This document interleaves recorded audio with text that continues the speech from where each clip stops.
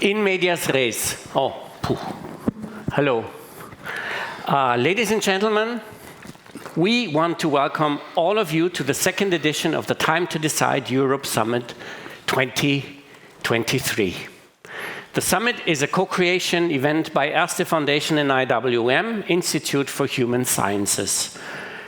A very warm welcome to all of you who made it here and to all of those of you who follow us via live stream. We want to especially welcome all the speakers and experts who accepted our invitation. Welcome. Great that you're here. Thank you. Also true, this year, a great lineup of distinguished personalities. We are happy that so many of you have followed our invitation to join us for the second edition. Looking at the audience, it is great to see that a remarkable number of experts is also assembled here, which makes this edition to a true encounter of European knowledge and experience.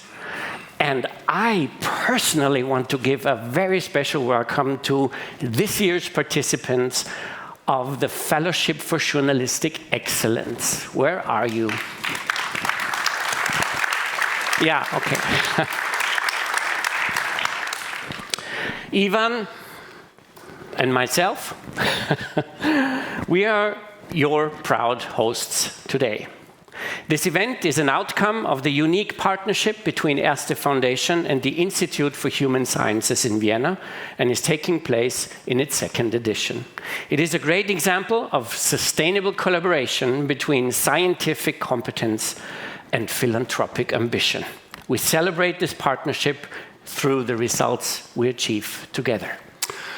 Ladies and gentlemen, let me welcome you on behalf of the Institute for Human Sciences, and personally I'm very happy that Boris and I again are the introductory hosts for this evening, and wonderful to have lots of friends and colleagues with us. This one-day conference came into being last year, and many of you were here with us, in the context of the shock of Russia's brutal invasion of Ukraine. The Time to Decide Summit was an integral part of the way we started to deal with the crisis in political, economic, and social terms. We continue today conversations and debates this year with prominent thinkers, renowned political scientists, and economists, and you will hear many distinguished thinkers with their opinions. Together, they will seek to untangle the urgent questions facing us today, as well as offer insights on the future of Europe, and you are, of course, welcome to participate in the discussions. Erste Foundation and the Institute for Human Sciences in Vienna have together forged a long-term partnership, contributing ideas and policies to strengthen European unity, democracy, and the rule of law. To think together about Europe's futures, thinking Europe, debating Europe, acting for Europe, supporting a civic, democratic, pluralist vision of Europe today.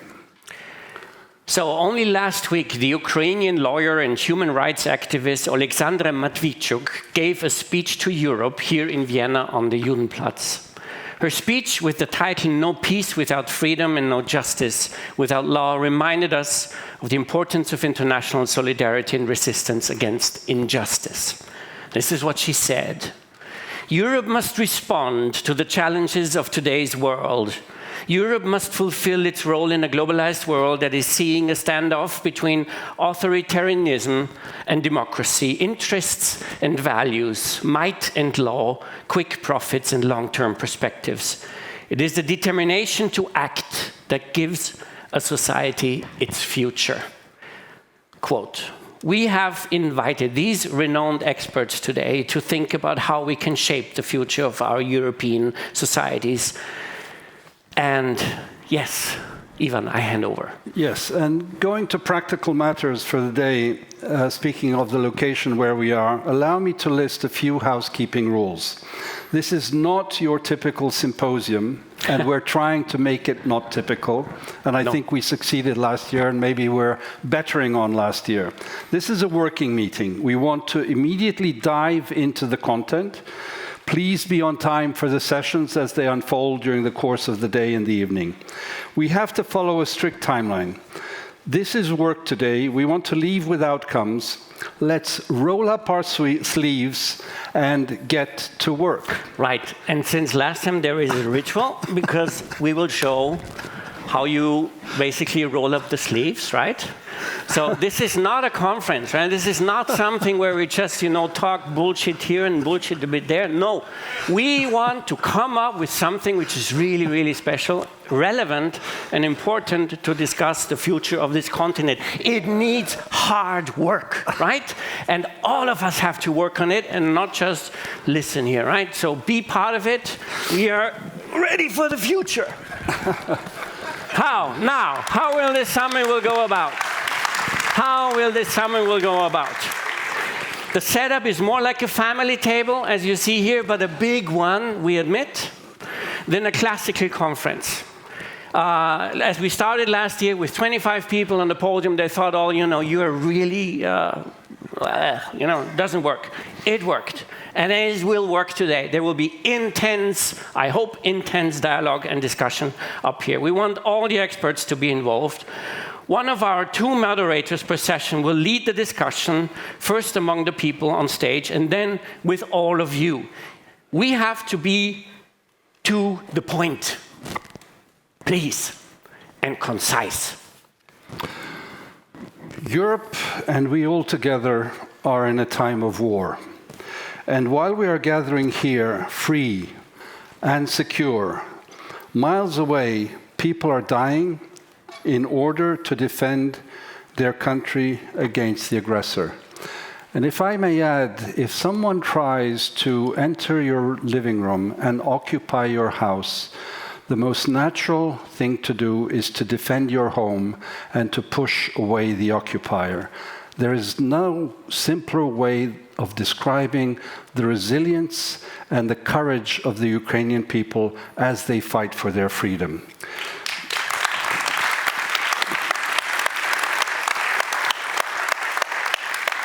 Before we start working, let's please stand up and commence this summit with a minute of silence and commemoration for all those who lost their lives and their families and friends in this brutal war of aggression. Thank you.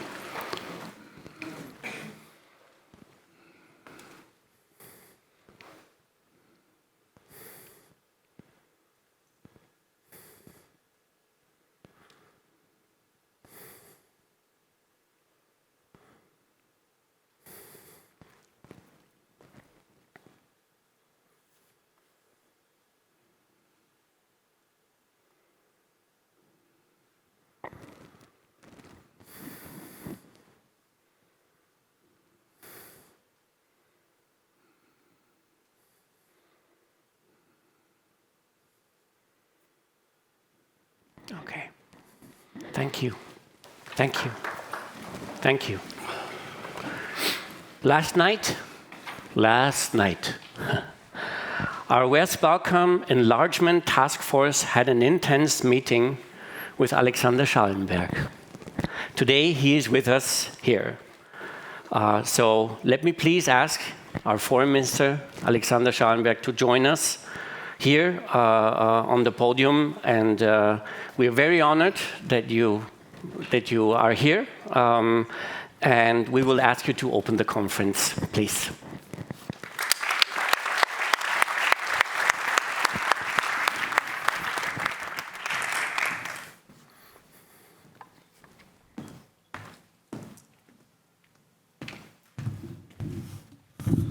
There's even a stool here. Incredible. Dear Boris, dear Ivan, dear ladies and gentlemen, I don't know whether I should roll up my sleeves too, but thank you anyways for inviting me to address this very distinguished audience. Actually, there are many people in this room I like to listen to from time to time, so it's reverse of my role, and I'm very happy to be here. The topic of this conference is actually very fitting. Time to decide. Yet we shouldn't deceive ourselves. Every time was and is a time to decide. But we all know there are moments in our lives when we have unconsciously the feeling that somehow more is at stake, and that decisions which are taken might have implications for years, even decades to come. And I believe everybody in this room agrees with me and feels the same way that we are currently living such a moment where more is at stake. The decisions we take today, be it on climate change, be it on migration, artificial intelligence, quantum computing, or our common stance on the war in Ukraine, might have a decisive impact on the course of history for the best part of the 21st century. In our own perception, we are living through a permanent state of emergency. I have to say, I myself, since I took office 4 years ago, I have the feeling I never had one normal working week. Be it internal crisis of internal politics, the cyber attack on the foreign ministry in 2020, the biggest ever experienced in Austria since the Second World War, the disruptive pandemic, and now the brutal war of aggression of Russia against Ukraine. No wonder that terms like polycrisis or permacrisis have become buzzwords. And in this respect, the 24th of February last year was like when the war returned to Europe, was like an ice bucket thrown in our face, an ice bucket tearing us from our daydreams of a post-national and post-historic Europe. I always like to cite the US-American political scientist Robert Kagan, who wrote nearly 20 years ago, "Europeans live in a post-historical paradise of peace, while outside the rules of power still apply." End of quote. Well, 50 months ago, we were kicked out of paradise. And nobody likes that. It is absolutely understandable that this creates anxieties, that people yearn for the comfort of stability, for what they perceive now, looking backwards, as the business as usual, that would like to go back to the status quo ante. But I have to be very clear, this is simply not an option, and it's simply not possible. Sometimes I compare our current situation with an earthquake. The earth is still trembling, the tectonic plates are still moving, and we don't know yet where they will come to rest. But one thing is for sure, the San Andreas fault at the end will be wider and deeper for all of us. So yes, we live in a time between times. The old order has, if we want to, died, and the new one has yet to emerge. But as painful and as shocking and as problematic as this might be for us, this turning point also holds great opportunities for our societies. And I have to say, and this is something I like to repeat again and again, in our continent of doomsayers, I am confident. I am confident. I am bolstered and encouraged by the way we have reacted so far. Yes, the last 3 years we have seen a succession of unprecedented challenges. First a pandemic and now the war of aggression of Russia. And what happened? The seemingly decadent, soft, weak, and disunited Western countries and Western societies have stood firm. Our open and free democracies, based on individual freedoms, have proven to be more adaptive, more flexible, more resilient, and stronger than we ourselves tend to believe. The last 15 months, in the face of the Russian aggression, we have stood strong and united, as European Union, but as Western world, in our support for the people of Ukraine in their struggle for the territorial integrity and sovereignty. And even economically, we fared better than most believed. The predictions of a complete meltdown of our energy markets or the economic turmoil did prove wrong. The lights did not go out in Europe, and we have not fallen into a deep recession. So I believe that the odds are on our side this time. But it would be too early to cry victory, because we know that the coming month will be a further succession of stress tests. And whether we like it or not, we are embarked on a systemic struggle. Not only the international security architecture is being challenged, but our very model of life. We are dealing with actors such as Russia, or even more so China, who want to completely remodel the international order to their liking. And up to now, to the surprise of some, even the European Union has risen to the challenge. This moment of crisis has made us stronger. But not only that, I have to say the European Union has undergone a fundamental change. The European Union of the 23rd of February last year is not the same than the European Union today. In many areas, let's cite the European Peace Facility, we have entered politically uncharted waters, and we will continue doing so, together, 27 member states, and together with our partners on the other side of the Atlantic.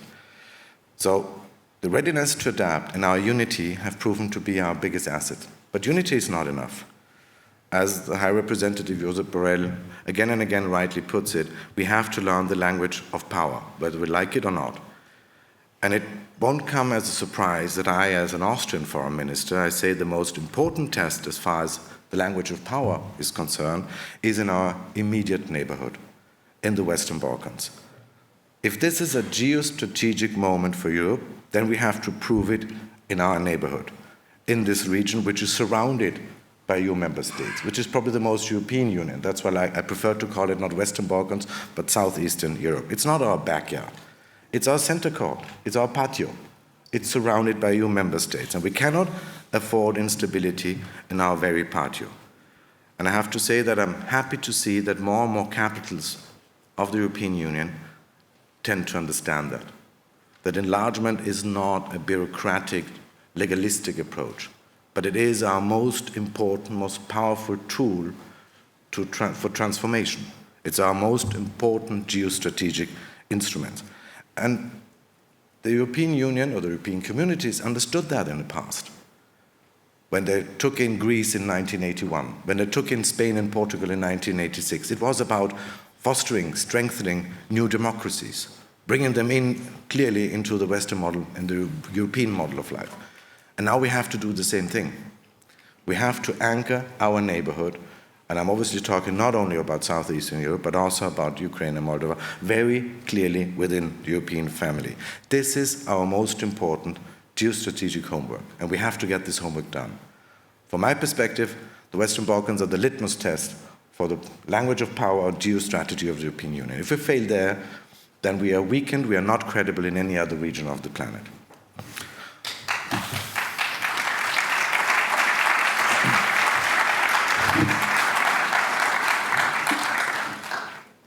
But ladies and gentlemen, there's also another test ahead of us.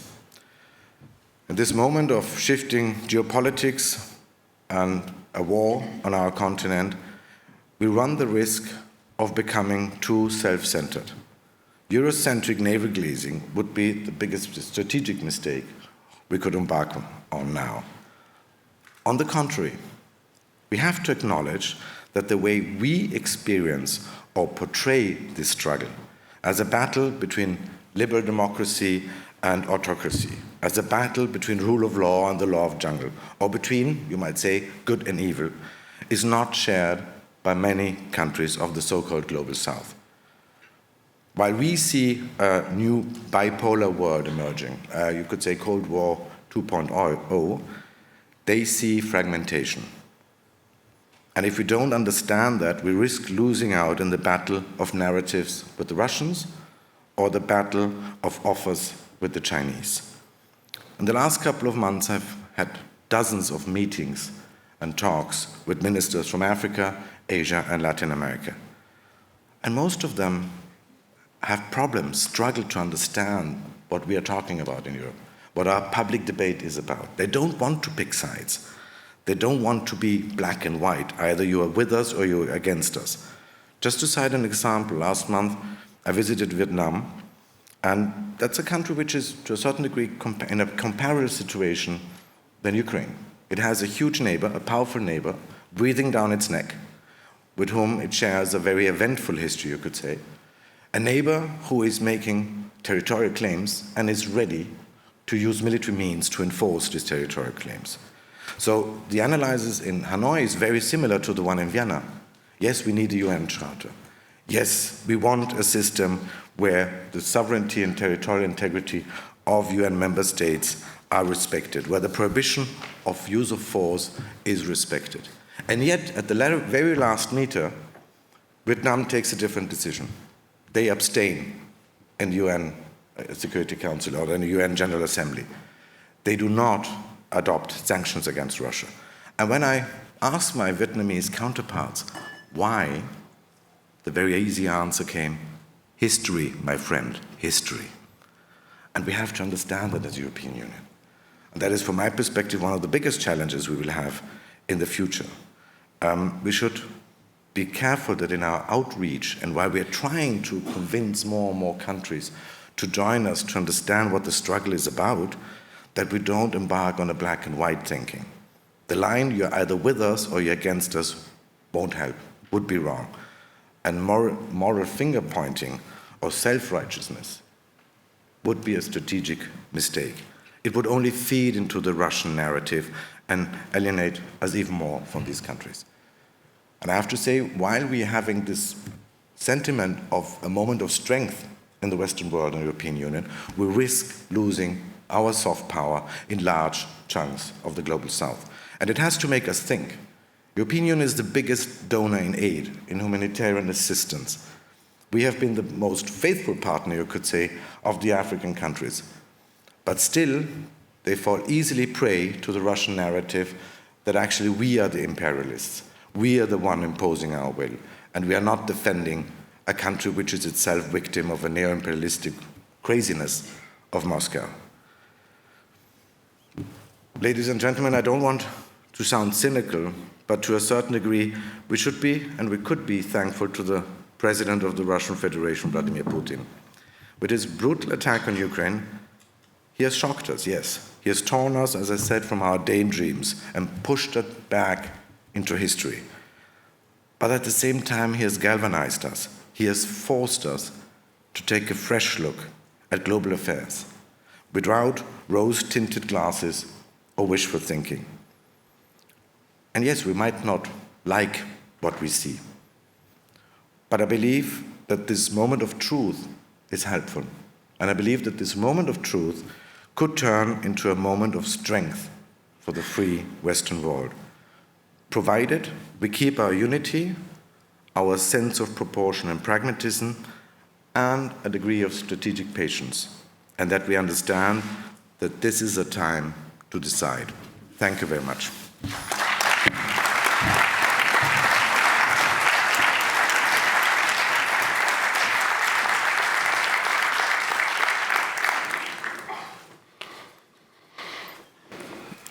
Minister Schallenberg, thank you very much for your words of wisdom. And as someone from the Western Balkans, thank you very much for highlighting the importance of continued European Union enlargement, including Ukraine and Moldova. And I'm sure these issues will come up in the discussions.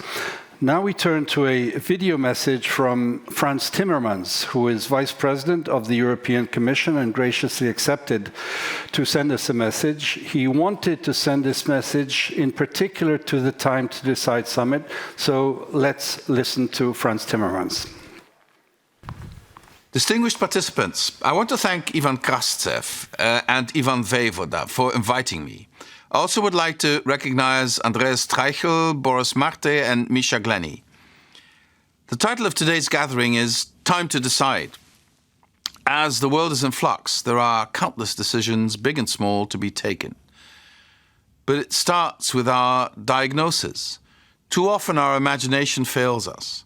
And once the unimaginable happens, those who said it was impossible will turn around and say it was inevitable. So, the first question is whether we can harness the power of imagining the unimaginable. Then we will have to plot a route and give ourselves the means to navigate these times of turmoil. The paradigms that have buttressed the global order since the Second World War are shifting.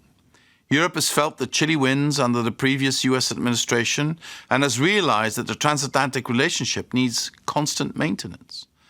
Our first duty is therefore to foster the transatlantic relationship by shouldering our responsibility in NATO. To be sure, the transatlantic relationship is as strong as it has ever been. But we will have to work hard to ensure that our commitment to this alliance is Loctite, whoever is in the White House or whoever leads any of the European governments. Ultimately, we are bound by history, strategic interests, and fundamental values. Russia's war of aggression against Ukraine is a lesson in the failure of imagination. The depths of Putin's depravity are unfathomable, and he seems bent on torching all that is left of what once was a proud and rich Russian cultural heritage. We must counter Putin through unity and strength, giving Ukraine all it needs to push the aggressor out and start building an independent, prosperous and free country. This is how to define victory in this war. Timing is of the essence here. We must help them now and see it through, as fast as possible, as long as it takes. When Russia is an immediate threat, China's rise, its totalitarian system and its assertiveness are a structural risk. India is already the most populous country on the planet and will assert its geopolitical role more and more. Latin America is coming back too. President Lula wants to forge stronger ties with Europe, but is also adamant that the world becomes a multipolar one where Brazil plays a leading role. Meanwhile, African leaders are coming closer to Europe because they understand that what they had expected from others, especially China and Russia, is not delivering what they hoped for. Make no mistake, if Africa fails, we Europeans too will certainly fail. Our destinies are intimately linked. Europe's environment is going to be challenging, dangerous, dynamic, and relatively unpredictable. Our truths and maxims are no longer dominant and will be challenged. We will have to be agile, and the question is whether our budgets are currently proportionate to our challenges. We also have to understand countries far beyond our borders and the geopolitical constellation in ways we didn't before. In a large sense, a battle is taking place between authoritarianism and democracy, between the absence of the rule of law and the maintenance of the rule of law. One can be mistaken by thinking that the front lines of this battle are far away from us. But the front line of our battle, of Europe's soul, is right here in Europe. That's why it's important that we hold on to those fundamental values that make us who we are, that define our way of life. Human rights, democracy, the rule of law. That we do not turn into the adversaries we confront, nor embrace the methods and values that they bring to bear. So yes, this is a time to check and update our assumptions, to imagine the unimaginable and prepare for the worst, to double down on our fundamental values at home, and face this world with renewed confidence as a united Europe. I wish you great deliberations until we meet again.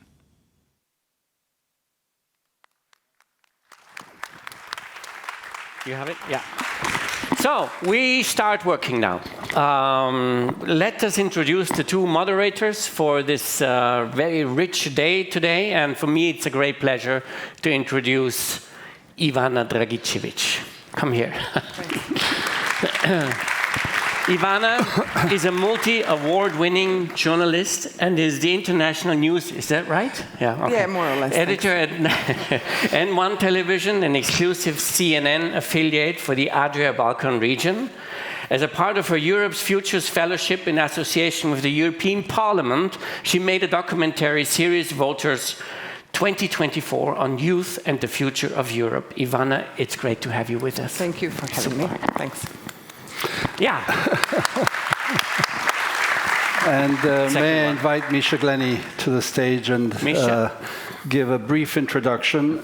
Full disclosure, we are very old friends, so it's hard to introduce a dear friend. But let me say, for those of you who do not know Misha, it's just over a year since Misha decided to make Vienna his home for the next few years, maybe more.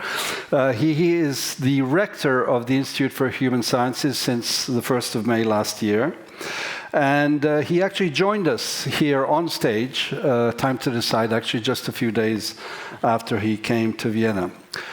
Misha basically is a Viennese because he spent quite a few years in the late 80s, early 90s, covering the 1989 revolutions for the BBC and The Guardian, the fall and disappearance of my country, Yugoslavia, and wrote books on all of these issues and many other issues. One of his books about international organized crime called Mafia was turned in a very successful TV series, which if you haven't watched, I highly recommend. If I'm aware, there will be a second season coming soon.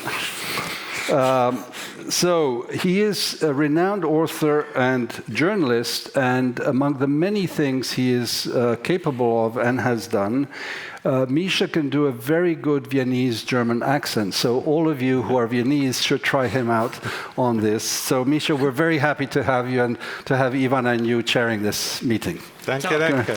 The stage is yours. Finally. Ivana, at last. Finally, please. Well, here we are where we belong. So, Ivana, why don't you explain roughly how we're going to divide this up and what we're going to do? Okay, welcome once again in our name. We'll have 3 sessions. We'll have very dynamic discussion. Each session will last an hour and a half, roughly 1 hour for our panelists to give out their thoughts and fight a little bit, I hope, and contradict each other. It's also good for the debate.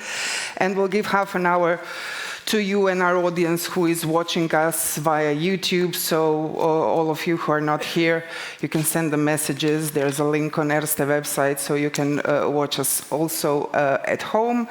And that's basically the structure. That's it. You're going to look after the first and third sessions, and I'm going to look after the second session. And the subjects are of our sessions? The subjects are, well, you know the first one because that's yours. The first one was basically mapped by Minister Schallenberg and the Vice President of the Commission, Timmermans. It's geopolitics 1 year after. All of you who were here last year with us know how intense it was, basically 3 months after Russian aggression to Ukraine, to have a fantastic group of people to the point giving already then some ideas, and maybe we will see, did they pick up a year after?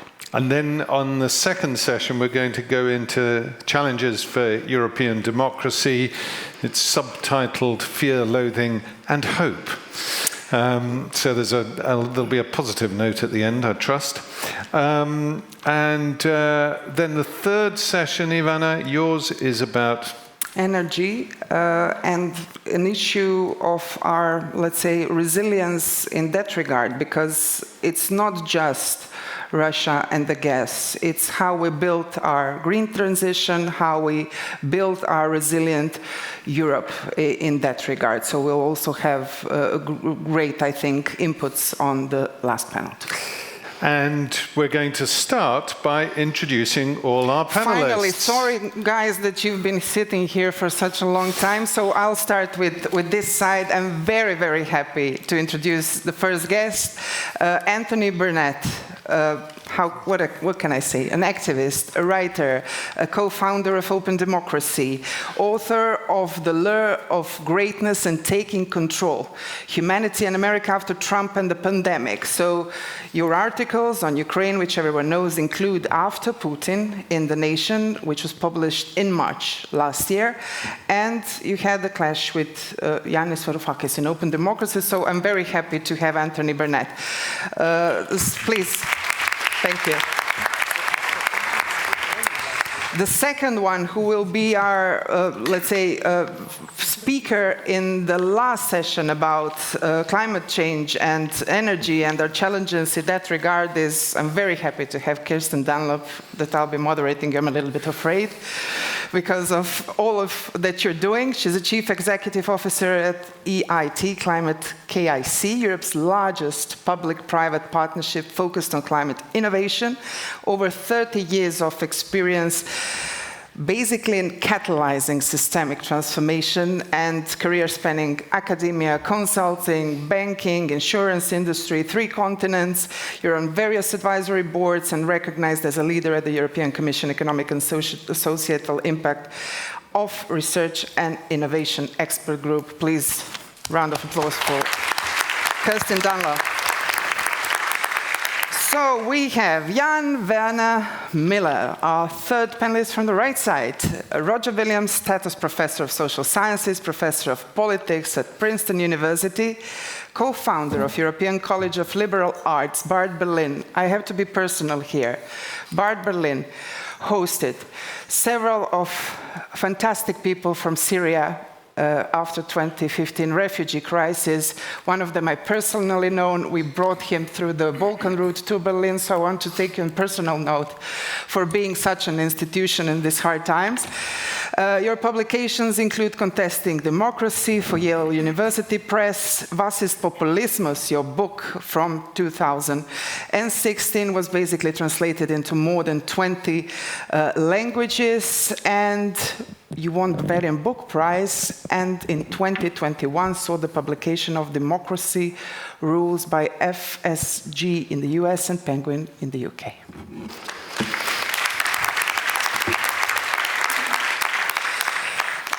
Milica Delević, she's an icon in the Western Balkans, but she moved 10 years basically in the UK and now is Director for Competitiveness, Governance and Political Affairs at the European Bank for Reconstruction and Development. Prior to joining EBRD, you worked as a Director of the European Integration Office of the Serbian government. You were Assistant Foreign Minister. You chaired the Committee of European Integration in the Parliament of Republic of Serbia. You wrote extensively, you discussed extensively about the enlargement process. I don't know, we'll know each other for such a long time, but you're still there and fighting, and I think this fight we can maybe witness to be over finally about enlargement, so please a round of applause for Milica Delević. So my first dear speaker on the first panel is freshly from Turkey, first round of elections, so we're going to hear a little bit about it also. Soli Özel, senior lecturer at Istanbul Kadir Has University, member of European Council of Foreign Relations, Europe's Futures Fellow last year. He's been a columnist on various newspapers. Currently, you write at Deutsche Welle Turkish, Political, and you do weekly commentary on the world affairs for Gazete Duvar TV. You thought I won't read how many universities, but Soli Özel, thank you for being here, please.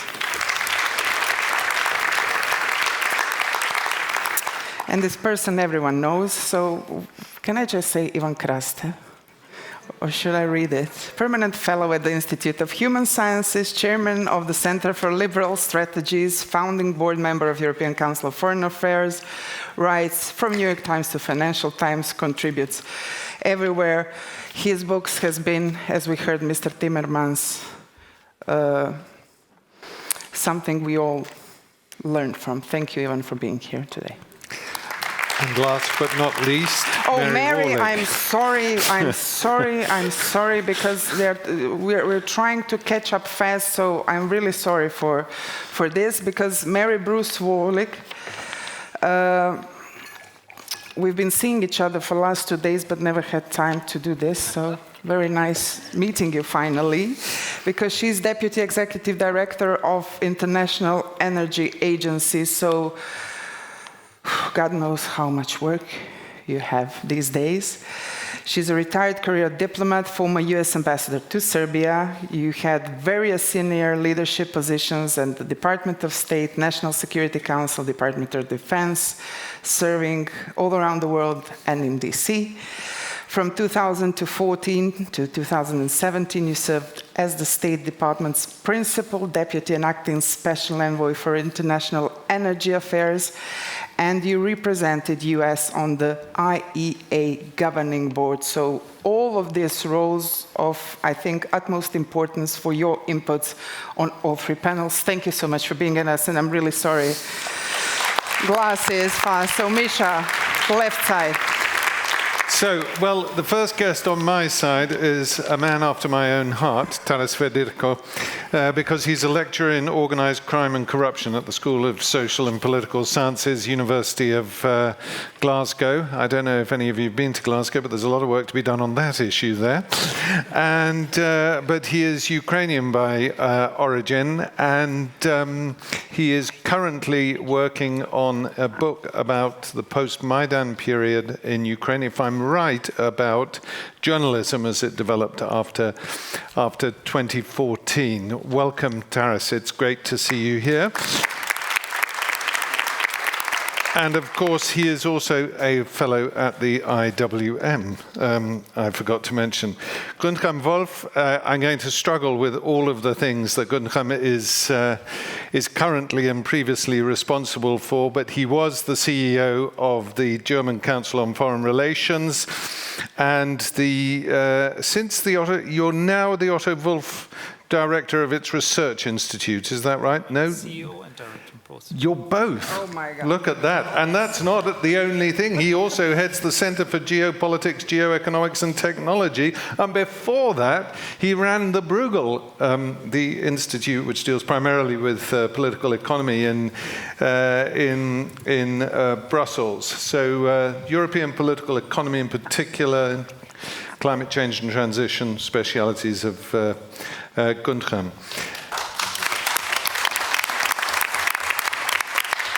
So, I'm going to struggle with Katarzyna's name, but I will try it in any case. Katarzyna Pełczyńska-Nałęcz is my best attempt.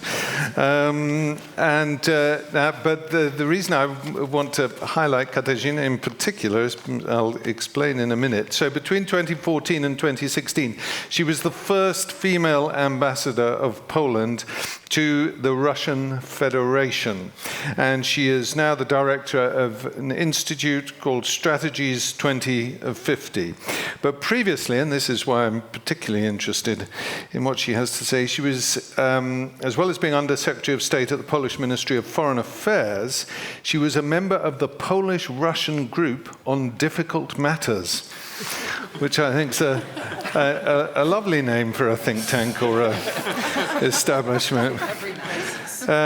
Gerald Knaus. What can I say in Vienna about Gerald Knaus?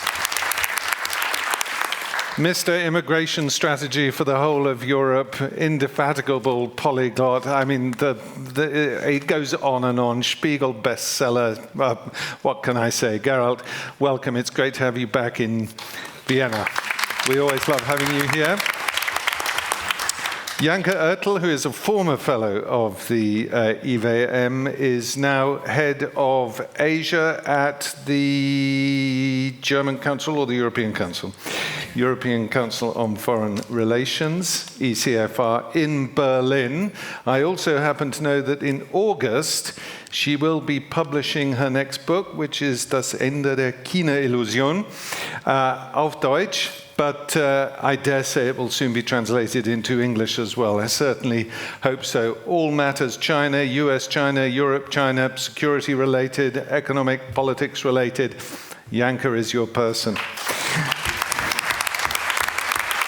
And last, but absolutely by no means least, Lane Scheppele. What can we say about Kim, who is currently a fellow at the Institute for Human Sciences in Vienna, which we're really pleased about. She is the Lawrence S. Rockefeller Professor of Sociology and Political International Affairs. I knew I was going to get something wrong with her because you cannot believe the list of posts and honors that Kim has had. But Kim is particularly important for us because she focuses on the sociology of law.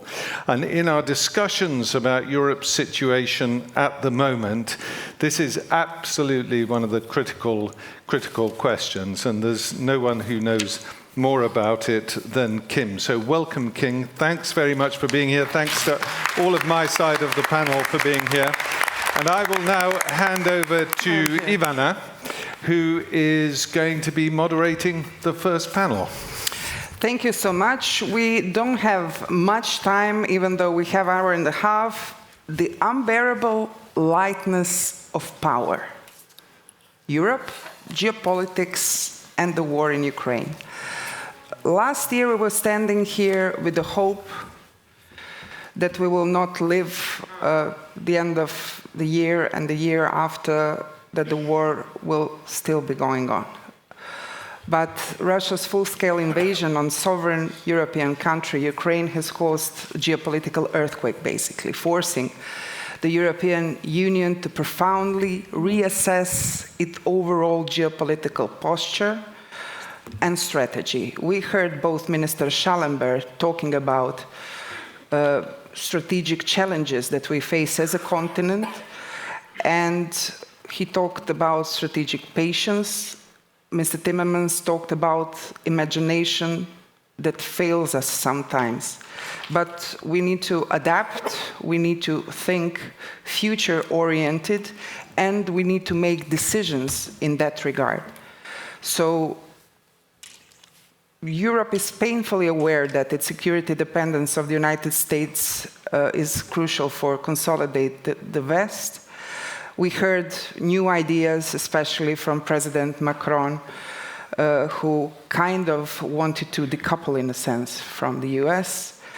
A lot of it on the table, but I will ask our first keynote speaker, Soli Özel. Soli, join me here and tell me for the beginning, 3 main issues that you see or 3 challenges, or 3 questions, or 3 answers that you have, whatever, how do you want to articulate it, that EU needs to deal with. I wanted to say to survive, but you told me to ask you what Europe needs to deal with to stay relevant. Yes. Please, the floor is yours. Survive would have been too heavy. Good afternoon.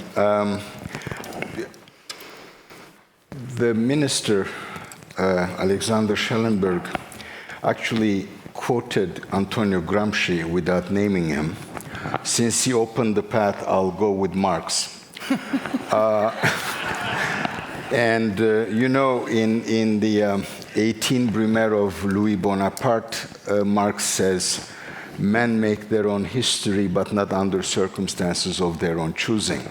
And this is, for the social sciences, the great underlying debate about what structure imposes and what agency manages, or doesn't, or fails.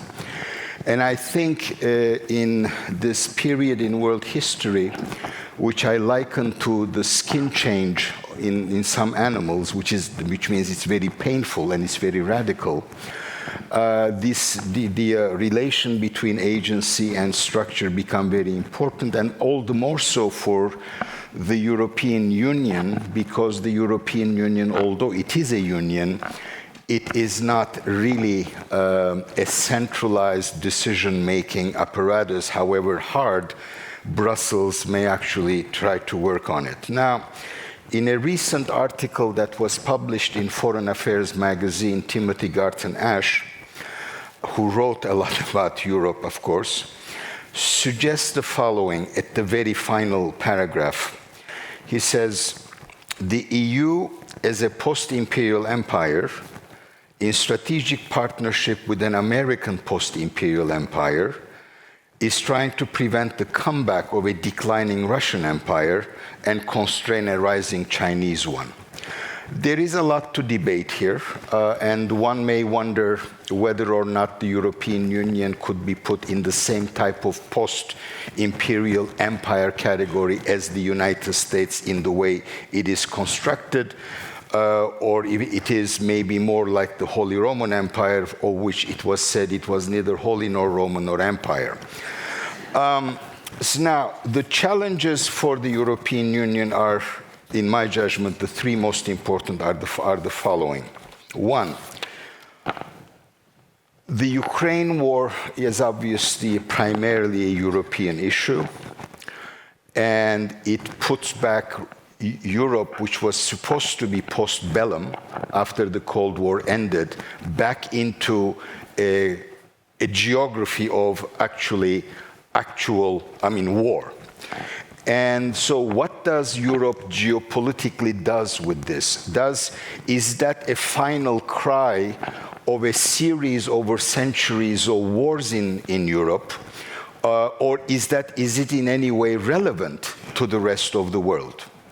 And of course, we've heard both Mr. Timmermans and the minister, who, without necessarily acknowledging it as openly, suggested that maybe it's not.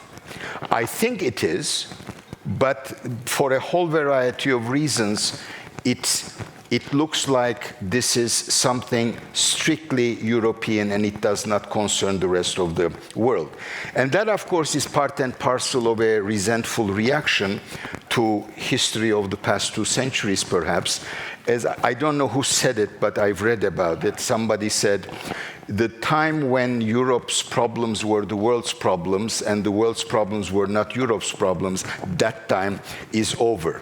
I think we will come back to a far more logical balancing point, equilibrium point, but we're not there yet. So this is a world in which there is a massive geopolitical shift, which is a function of the massive economic power distribution in the world, and where Europe is going to be situated, whether or not it will be relevant, is the first major question that Europe will have to face, in my judgment, as a collectivity. Secondly, and that becomes ever more important after having been in hibernation or in complacency that Thomas Bagger actually wrote about in 2009 already. Europe will have to deal with the fact that it lags behind Asia and the United States in technology. And in this world, this cannot really be tolerated if Europe wishes to remain relevant.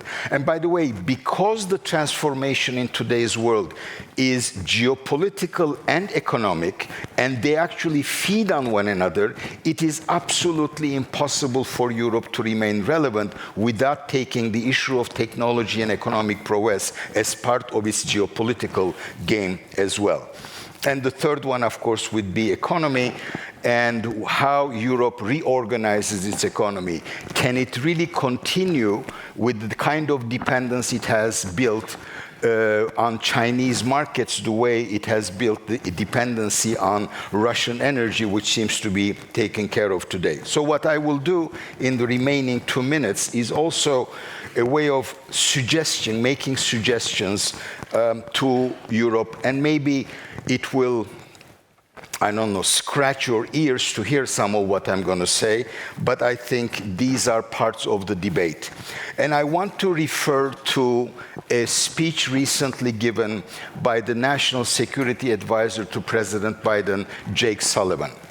Now, Sullivan's speech was mainly about the economy, what the Biden administration was doing in the economy, how they actually talked about, how they actually thought about international cooperation and how the United States would relate to other countries in the world in terms of economic and technological developments. But that was part and parcel of the American strategic outlook as well. Now, there is one thing the Americans have passed last July called the Inflation Reduction Act, which is a misnomer, in which they actually put in implementation an industrial policy, a protectionist industrial policy, and challenged the world to actually live with it.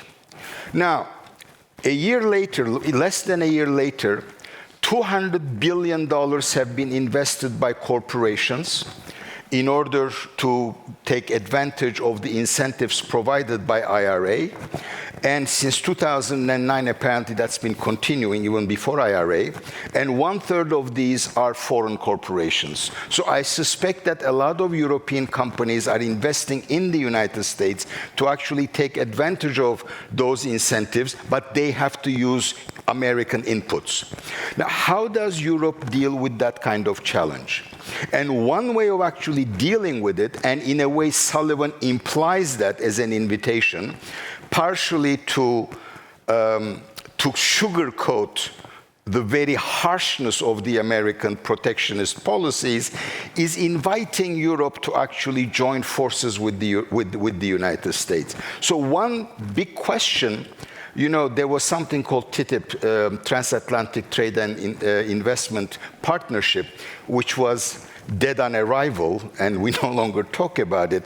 But what Sullivan is saying is basically a resurrection of that. That is, what he's saying is, should we have a transatlantic economy to deal with the inevitable rise of a trans-Pacific economy or an East Asian economy, because that is really the only way we can deal with a Chinese-centered Pacific economy.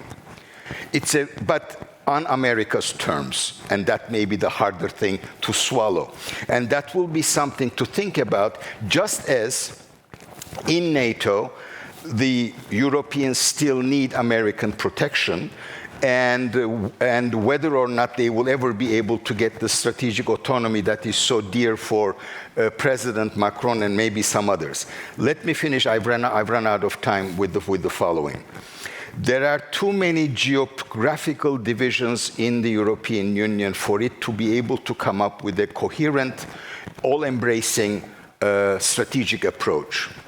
A former American official, Fiona Hill, talked about mini lateralisms in Europe.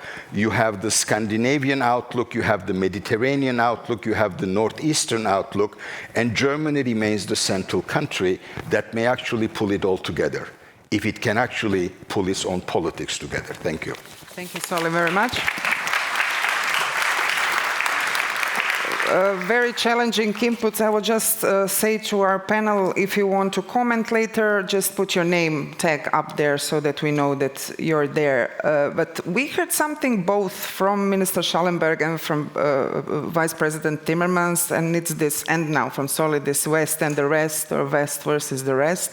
Our second keynote speaker, Janka, Oertel. Janka, you said you're going to quote who? The Indian minister who said something? I'm actually going to quote the person that you couldn't remember the name of, Soli, but that way it fits nicely together. I think we can. Please join me and let's hear your thoughts from this more wider perspective than our Europocentric, which we heard we don't need to be Europocentric, from Minister Schallenberg. Please.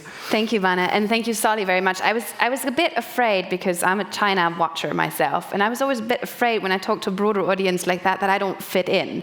But you offered me a nice segue by quoting the person that you couldn't remember who said it. But the Indian foreign minister is, I think, a good way to start this. Also by giving me a segue with starting with Marx, the people that I study kind of like that guy too. So let me start with that particular quote and refocus on that. Europe has to grow out of the mindset that Europe's problems are the world's problems, but the world's problems are not Europe's problems.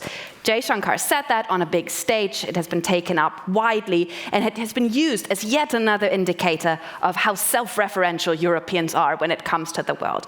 I think the big problem with this quote is that, while being incredibly smart and incredibly respectable, for once Jay Shankar is wrong, and he's wrong at two levels.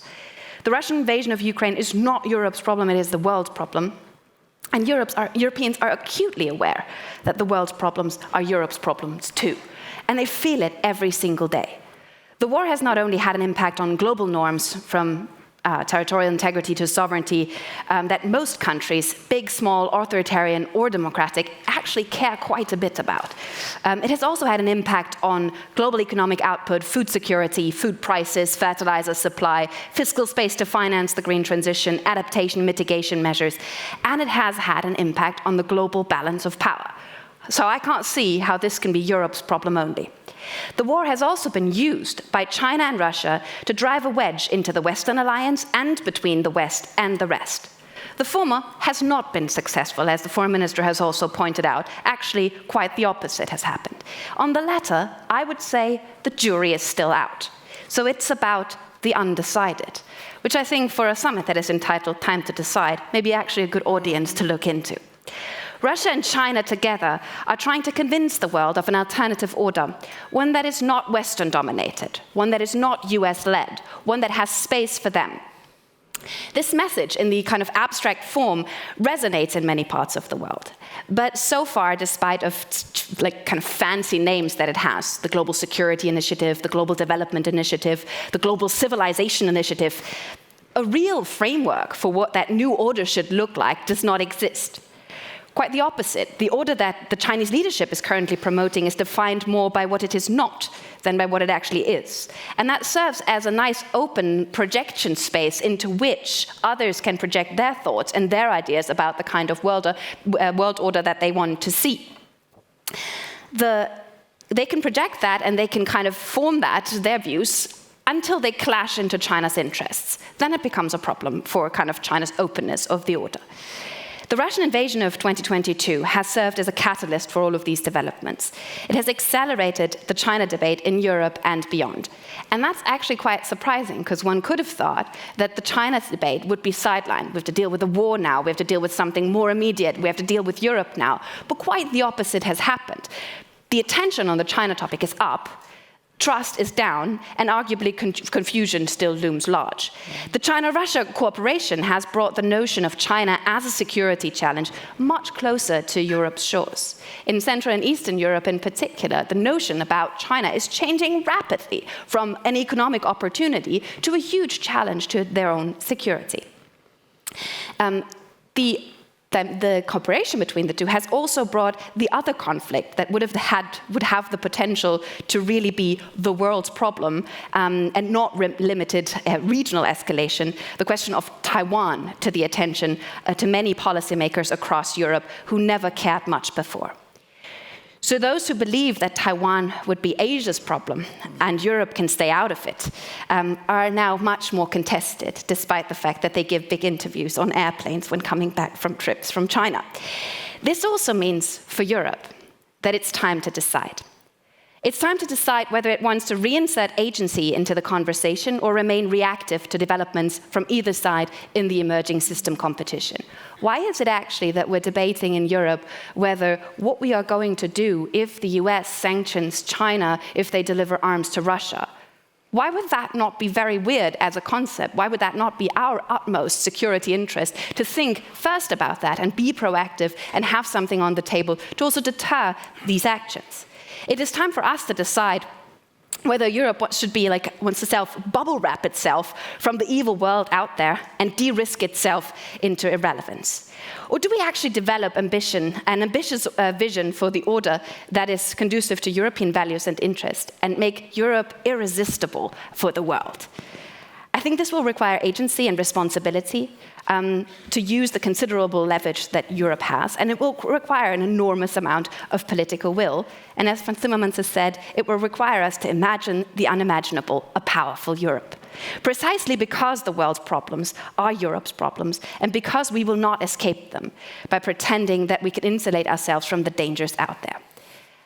I'd like to say that we don't want to, everyone likes to say that we don't want to ask countries to make choices. But actually, that's just not true. We like to tell ourselves that we don't want countries to make choices. There will be a lot of choices along the way.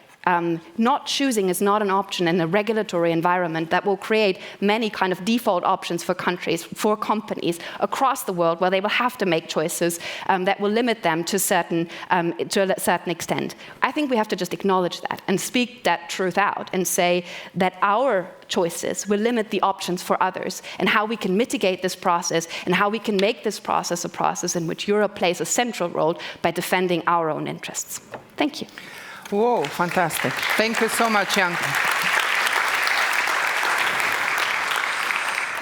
So many questions out there, and I will pose another one to start this nameplates going up. So, some say that how the war ends shapes future EU peace and security order. So, some say either Ukraine wins or Europe loses. So, we still wait the war to end. And also, some say that any ceasefire or peace agreement with an unreconstructed Russia will be inherently unstable or only a prelude to a future conflict.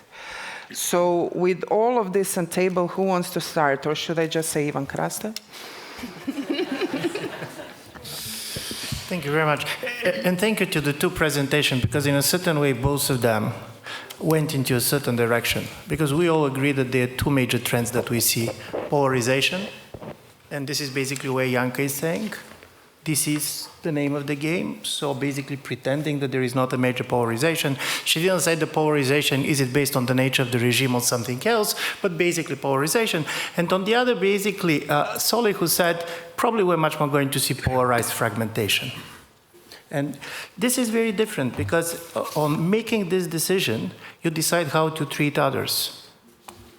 If you go for polarization, polarize, but be sure that the majority is going to stay with you. Because in the problem of a polarization, being a loser, is being a real loser. On a fragmentation, the most important is try to be relevant, because in a fragmented world, everybody will try to maximize their relevance. And they're going to play different games, and you're going to see middle powers, which we believe that they're very much disturbed by the crisis of a post-Cold War order, but starting from Turkey and going to India, I don't see them being so disturbed. They see much more opportunities than basically simply risks. And as a result of it, I want to make just in 2 minutes 3 points. Why this war is so important for Europe is not simply because it is happening in Europe, but because it destroyed Europe exceptionalism.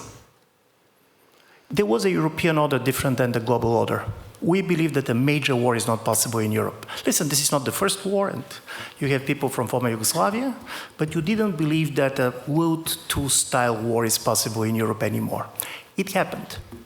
And because it happened, several major assumptions on which the European project was based were questioned. First was that economic interdependence is enough to guarantee peace and security. When the Germans were building their pipelines, it was not simply commercial interests. They believed that if you're going to buy really so much gas from Russia, Russia cannot start a war against them. This is not true anymore. Economic interdependence can mean also a major vulnerability. Secondly, particularly after 2003, Europeans, we managed to convince ourselves that military power doesn't matter.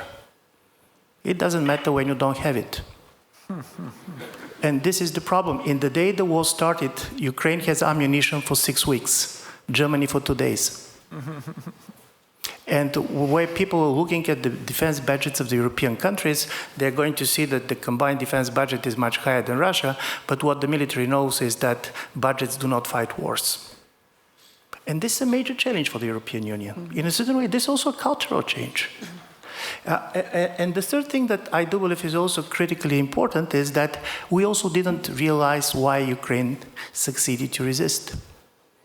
Because the other things that Europeans kind of lost is the transformative power of nationalism. Europe is dramatically a post-national project. And nevertheless, of what we are talking about, you are seeing that basically the strength of the national sentiments defending the sovereignty of the country is critically important. When people are fighting, they're not simply saying Slava for Europe, they're saying Slava for Ukraine. And I'm saying that I'm going to end up on this because we're going to work in a world in which sovereignty is going to be at the center of what is happening. And if for countries like United States or Brazil or Turkey or anybody else, sovereignty is quite obvious because they're basically nation states, this world that is coming is so difficult for Europe because on one level it is pushing Europeans to be much more unified in order to be relevant in any sense, but on the other you have the level of national sentiments coming back, and I do believe Poland is one of the great examples of everything good and bad that goes with it. Thank you so much. Guntram Wolf.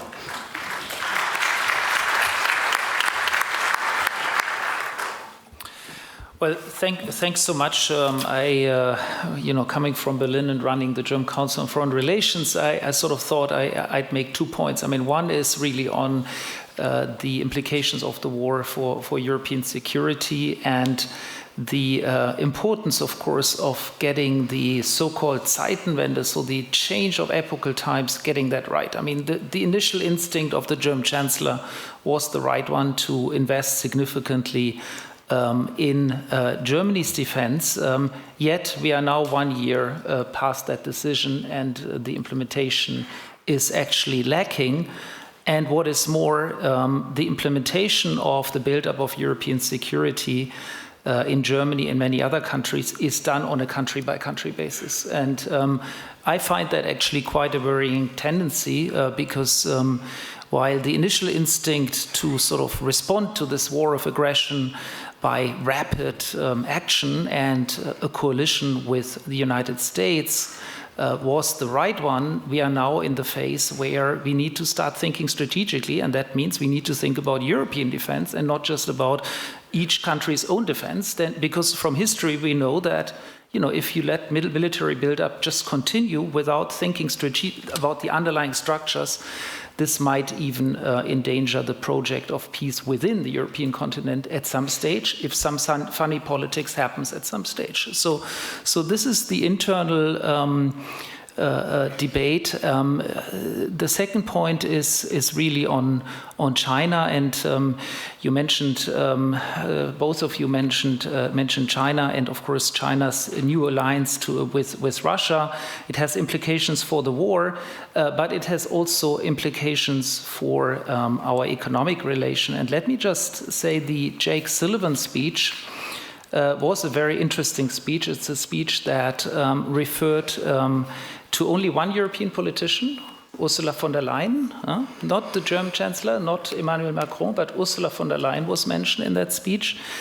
But the one speech you did not mention is the one by Janet Yellen, right? And I think if you contrast those two speeches, the speech by Yellen and the speech by Sullivan, you see actually exactly the same kind of debate that is ongoing in Europe as regards the relation to China. Janet Yellen wants to limit the risk to China. She used the term de-risking, but wants to do it based on clearly defined criteria, while Jake Sullivan has a much more encompassing and much broader definition of what is the challenge coming from China. And if you take Jake Sullivan literally, you can go as far as saying the actual problem is the rise of China, right? It's the rise of the Chinese economy that actually puts in danger the US dominance in the Indo-Pacific. And I think in Europe we are basically having the same debate. We are on the one hand in the camp of those wanting to engage with China. We do want to buy Chinese goods. We do want to export. We do want to make money. But then we are starting to see increasingly that China is also a risk that goes through Ukraine, through Russia, its alliance with Russia, its role in the Indo-Pacific. And I think it's exactly that kind of debate between Jake Sullivan and Janet Yellen that we are having in Europe. And which I think at the moment we are only starting to have. Actually, we haven't come to an end point here. Thank you. Thank you so much. Before I give word to Soli, I will give word to Lane Scheppele. We heard a lot about transatlantic relations, and they were challenged during the former presidency of Mr. Trump, but now we have another challenge. We heard Soli talking about IRA and what is going on within the US economy. We had debate of the NATO enlargement, which got a new member state in this last year. It's Finland. So how do you see this transatlantic coupling or decoupling, or how would you call this? Well, I think one thing that Europe has learned is that the United States is not one thing from administration to administration. So one of the big shocks for many of us who are Americans is how much foreign policy changes depending on American national elections, which didn't used to be the case as much as it is now. And I think the shock of then President Trump's election was something that got Europe to think of what happens if the US isn't there as a partner. And I might say, and I don't think the US is out of danger yet, even if we're in a peaceful moment at the moment, because the US political system is really broken, and the US election system is such that it is quite conceivable to imagine another Trump victory. So it's a moment when I think it makes sense for Europe to think about a transatlantic partnership that may come and go, I hate to say. But I think that's the reality in which we live. But I wanted to say something also about Europe and to think about sort of going back a bit to before the EU got to be the center stage of what it meant to be European. And that is at the end of the war, as European institutions were being constructed, there were 3 European institutions that were being created simultaneously. There was the coal and steel community, which has grown up into the EU for economic matters. There was the Council of Europe for democracy, rule of law, human rights. And then there was NATO for defense. And what's interesting is how the 3 have grown apart and started to duplicate each other. And I might add that, of course, later in the Cold War, the CSCE, now OSCE, was developed as a bridging institution to bridge what was then East and West. So as we're sort of thinking about, the future of Europe, one thing I'm hoping is that we don't only think about the future of the EU, because there is a richness of European institutions, and thinking about bringing Ukraine directly into the EU when the EU has its own problems with democracy, rule of law, and so on, until the EU figures out better internal self-defense mechanisms for dealing with countries that are new democracies, shall we say, I think it's really premature to think about expansion right away. That said, what Europe has always survived with is this patchwork of different Europes, of different institutional frameworks for linking European interests. And I think as we're looking at what this is going to look like at the end of this horrible war, I think we need to think about, again, that patchwork of institutions, about the various ways that different countries can relate to each other, and not assume that the EU in or out is sort of the only way to ensure that there is a Europe that can stand up for itself. Because to go back to the beginning, the transatlantic partnership, I hope, will remain strong. Many of us in the United States are working hard to keep it that way. But we're all facing nationalism, including in the United States, and that actually has an impact on US foreign policy as well. Kim Lane Scheppele, thank you for this great intervention, because for that you described, Europe and the world will need people who can, let their imagination go in delicate times like this. So I think this, Europe Futures people and all of you here is a great impetus to that. So Soli, Özel, then Gerald Knaus. Soli. Okay, Gerald, please.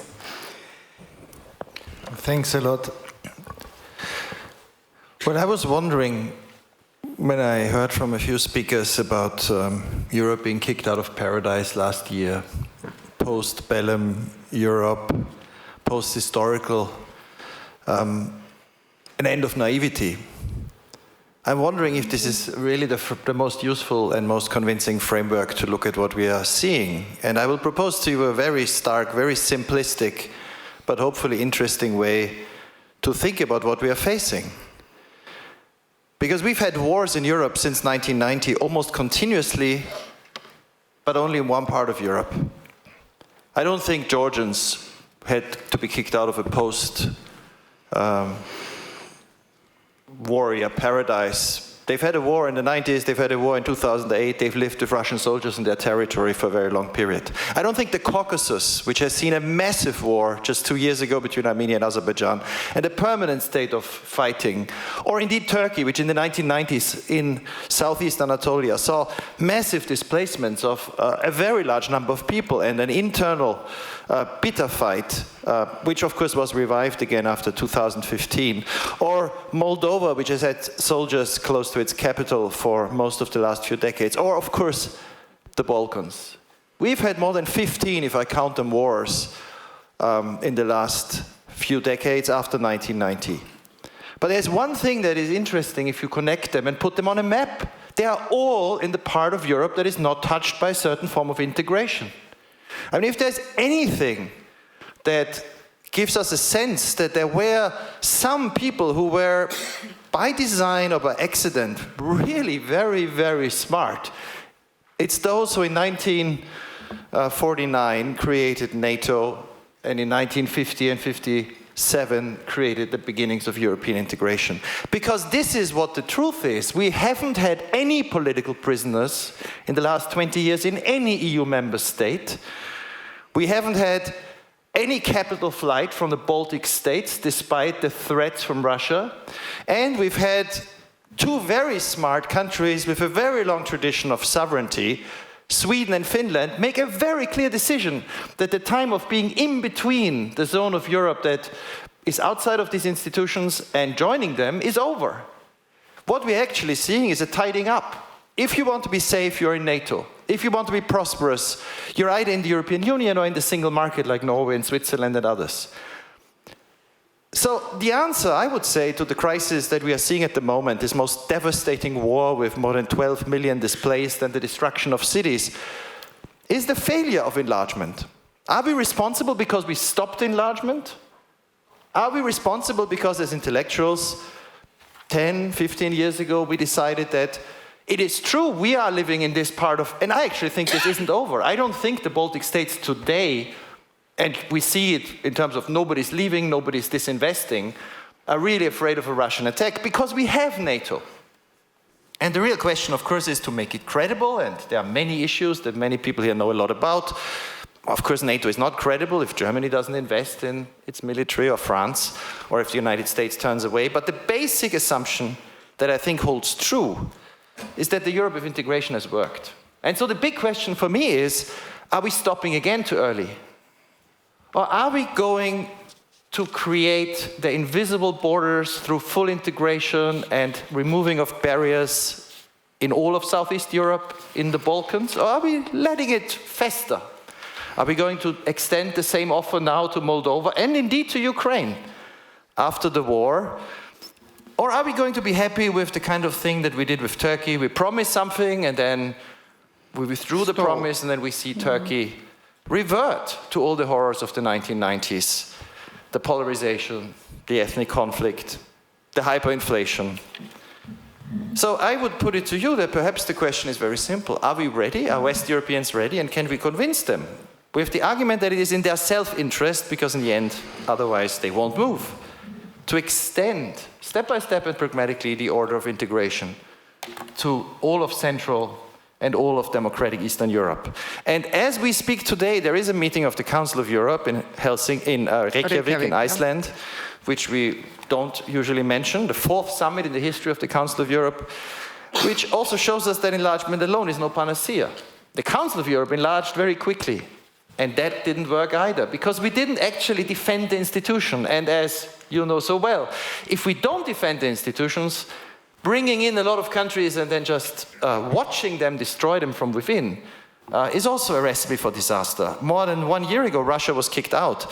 So the big questions we face is, what kind of enlargement does not destroy our institutions, but still extends and spreads this framework of stability to which West Europeans got so much used that they became complacent, but the rest of the continent had no reason at any moment to be complacent about, because they didn't actually enjoy it. Thank you so much.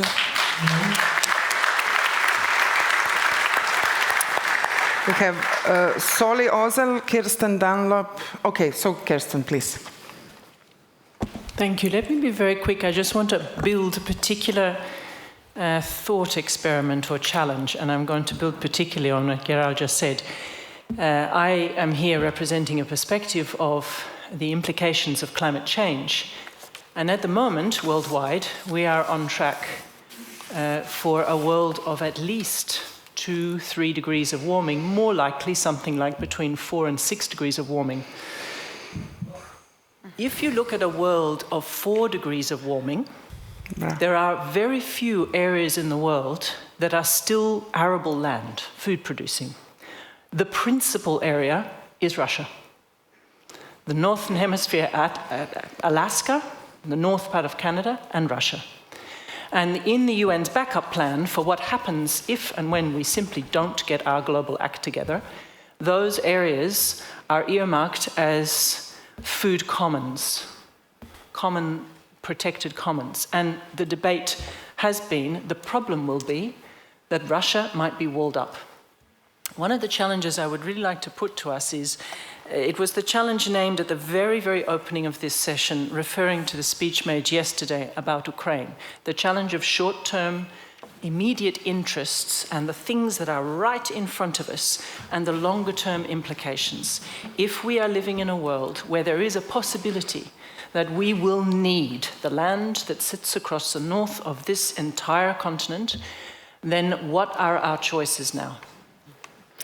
And I would add to that also, we heard last year from our fellow Olivia Lazard, she's writing a lot about the resources that we need for basically transitioning of our economies to climate neutral and resilient economies, talking about rare earth, either lithium, so the biggest basically basin of it is in China, then in Russia, then we saw what happened in Chile, what was the decision basically of the Chilean president to nationalize the lithium reserves. So we, as a continent without it, also need to think, plus what you said. So in terms of reinventing security as human security for, I call it 22nd century, is something that we lack in discussions and decision making.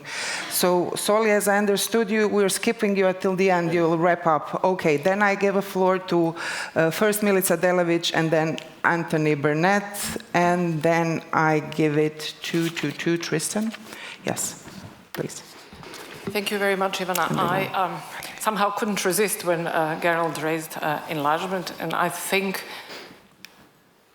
this situation with Ukraine, there is one positive consequence of it, and this is that the whole story about enlargement became a triumph over substance over bureaucratic process, which is what the enlargement turned itself into over the previous 20 years in Western Balkans, and Soli can say even more about Turkey. It became a bureaucratic exercise of very often mutual exchange of hypocrisy on behalf of the countries in the accession process and the European elites themselves.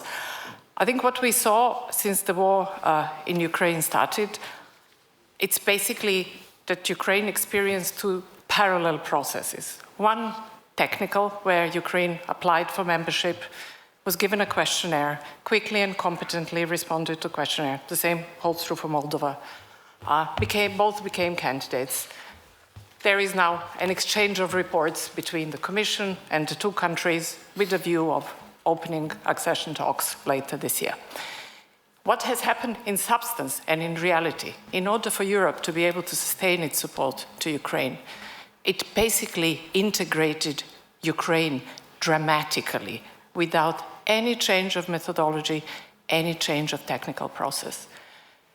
As soon as the war broke out, Europe invoked a temporary protection directive allowing Ukrainian citizens to live, work, and use social services in Europe, which normally you get in the end of the enlargement process. Suspended tariffs and quotas on Ukraine imports, including agriculture, in order to provide stable and predictable financial assistance, went to borrowing against headroom, which at this scale was possible only in the next generation EU to finance pandemic recovery. The same thing for financing military effort and ammunition. So it's basically, you saw that in order to sustain the country, a rapid process of real integration happened. So what I think we need to reflect on now is how to make this process work for everybody else and return enlargement to much more substantial than bureaucratic and technical question. And how to bring, not to have enlargement as a separate problem, constantly addressing a separate issue of either one country or one region, or how to integrate all of these problems, which are geopolitical, climate change, functional economy. And I think maybe a moment to ask, not being able to successfully finish Balkan wars by integrating those countries, has it been a projection of weakness, which together with refusing to consider applications from Ukraine, Moldova, and Georgia, has encouraged what we are seeing now? So I think, awful as the situation is, it gives us an opportunity to return to substance and to stop thinking how to tweak the bureaucratic process, but rather how to advance the substantial integration. Thank you. Mr. Barnett. Mr. Barnett. Please. Thank you very much, and thank you for this wonderful event. I'd like just to half agree with Gerald that I think Europe is not post-bellum. It is a peacemaking process. I would point out, in terms of political prisoners and so on, that one of the areas where Europe has over the long run been very successful in making peace is in Northern Ireland, where there has been a very long and extended civil war, which partly because, if I can put it this way, of British hypocrisy, we don't see as a major European conflict, but which has been. 3,500 people died, tens of thousands of people were driven from their homes, and a peace process was created thanks to the framework of the European Union, and it's thanks to the firmness of the European Union in the Brexit negotiations that the peace has been stabilized. And so where does that put us in terms of what we're looking at now? And I would just like to put one issue, it seems to me, into the discussion in terms of the challenge that Ukraine poses for us. Now, I always was confident in the period when the United States was saying that Putin was going to invade, that he wasn't going to invade, because I was confident that if he did, he would lose. And that I thought in the end he had enough hardness, enough sense to know that if he precipitated Ukrainian national resistance, that he was going to bring out into a force which would be indomitable. Well, I was wrong that he was stupid enough and sort of short-sighted enough to invade, but I was confident from the beginning that Ukraine will win. And we don't know any longer how long that will take. Russia is now fighting for its credibility. In Vietnam, the United States fought for 7 years to sustain its credibility at the cost of 1 million Vietnamese lives. So we could be facing a long war and many disasters to come. But we can be confident that Ukraine will win. And this means that Putin will lose. And that means we should be thinking about, as peacemakers, if we're thinking in terms of European terms, of what will be the outcome towards Russia that we want. And do we want a democratic Russia? And do we want to help the space between Russia and Belarus and Ukraine and Georgia to be a space of democracy and of peace? And how do we help to build that? And of course, at this moment, for Ukrainians, very understandably, are extraordinarily bitter about discussing any terms with the Russians. That's quite understandable at this moment. But we have to think in that framework. That's not an argument for saying we should not arm Ukraine and support it to the hilt. I think we should. Russia must be defeated militarily on the battlefield in Ukraine for Russia to lose. But the losing process will open up the possibilities of a new Russia. And do we want an authoritarian Russia, or do we want a Russia that will make peace on democratic terms with its neighbors? And I think that's one of the things that we should be thinking as Europeans, this larger process of peacemaking, which we must now seek to extend across the Middle East and out into larger Russia in terms of our neighboring areas. And one point which I would just like to pick up to end on, which is this point which was made by the foreign minister at the beginning about the countries outside. He mentioned how Vietnam said, you know, the reason we are not with you is history.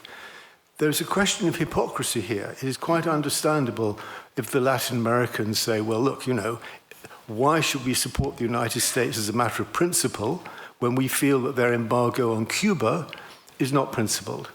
Why should African countries support an argument of principle about the Ukraine if they feel that the United States and the West is supporting Israeli policies in Palestine which are unprincipled? So I think there is a pressure on us to live up to our own principles of peacemaking, and this also will be a very big test for the European process. Thank you so much, Taras.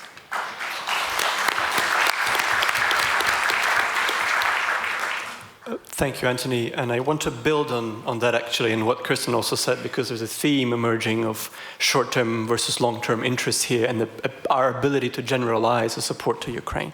I think part of the reason that countries in the global south the support from them to Ukraine hasn't been forthcoming in the way that us Ukrainians have wanted to and would have found useful is because although they can recognize Ukrainian struggle against the Russian invasion as a kind of a particular case of the general case of anti-imperial struggle, it is much harder for them to believe that support from Europe and America that Ukraine has received is not the case of a special protection or geopolitical kind of strategic interests in European neighborhood and American backyard in Europe.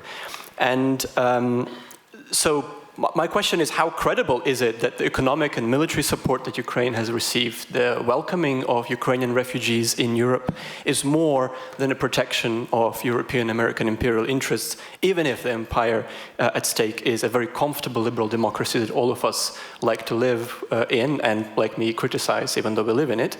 And I think it's the terms of Ukrainian integration, but the full integration into the EU or otherwise in the European Economic Community and so forth, the terms of Ukrainian rebuilding and reconstruction will be a test case of the ability of European states, the EU and America, to forego short-term interests in Ukraine, including for lithium and grain and so forth, in favor of longer-term reconstruction that favors all of us and that can build a larger order that accommodate perhaps even a more democratic Russia in it, and whether these states can forego Ukraine as a geopolitical, geoeconomic prize that will be given, for the exploitation of various kinds of companies in return for European American support to Ukraine.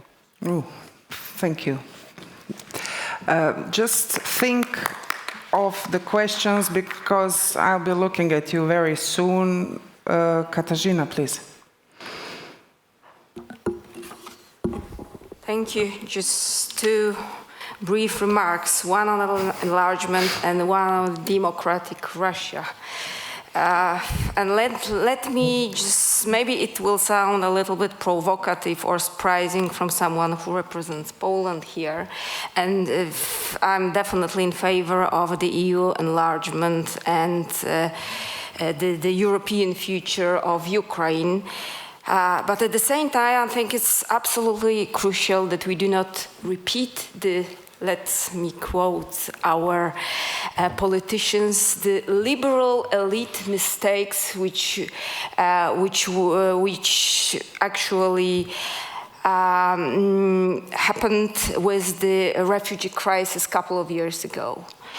It is a and it will be a very, very complicated process, and we cannot underestimate the sentiments in our societies and the readiness of our societies to accept this huge enlargement of the European Union, and we cannot overestimate the situation on the ground in the Balkan states and in the Eastern European countries. Just one figure to illustrate: the GDP per capita of Ukraine is 4 times lower than GDP per capita of Poland, which is still below the European average. So this is the reality we have to deal with. And if we just focus exclusively on political process and political will, and we forgot about this, let's say, social sentiment, we will fail. And we have the example of this, and that's kind of the paradox, because that was the policy introduced by the far-right Polish government. But still, we had the example of this in Poland with the import of the Ukrainian agricultural products. And from the economic perspective, that was a totally minor issue. But from the political one, the reactions of Poles, and especially certain faction of the Polish society, was unprecedented, given the fact that in general Polish society is very much pro-Ukrainian, but still faced with such reality, there was a very strong backlash. So this is about the enlargement, and perhaps maybe only someone from Poland may say it here so openly. And about Russia. Again, about not repeating the mistakes. We, in the 90s, we believed that we can influence the future of Russia from the West. This is not the case. We cannot. The future of Russia will be decided. We've had here a very small discussion, and I'm deeply convinced cannot be decided neither in Europe, nor in the US, nor in China. It will happen or not in Russia, somehow irrespective of what our decisions with regard to Russia will be. So what we can do is to defend or help Ukraine to defend itself, to secure peace by providing weapons to Ukraine, and then Something may happen in Russia or may not, but the future of Russia will be decided by the Russians. I mean, that's my very deep conviction. Will the future of Europe will be decided by Russia? That's also, we have a lot of, now everything is coming up. No, but that's, you know, that's also the questions that we posed at the beginning. Ivan, can you try to wrap it up, and then we have 2 more interventions before we go to you, and then Soli and Janka will wrap everything. You were writing. Okay, or Soli will. Please, Ivan. Thank you very much. I don't believe that I'm in the business of wrapping, because it's much more about opening the discussions. And you already see that it is time to decide on a different strategy for decisions being offered. In my view, this is the story. On one side, you have a very powerful argument coming from Gerald, who said we should double down on what we have been doing.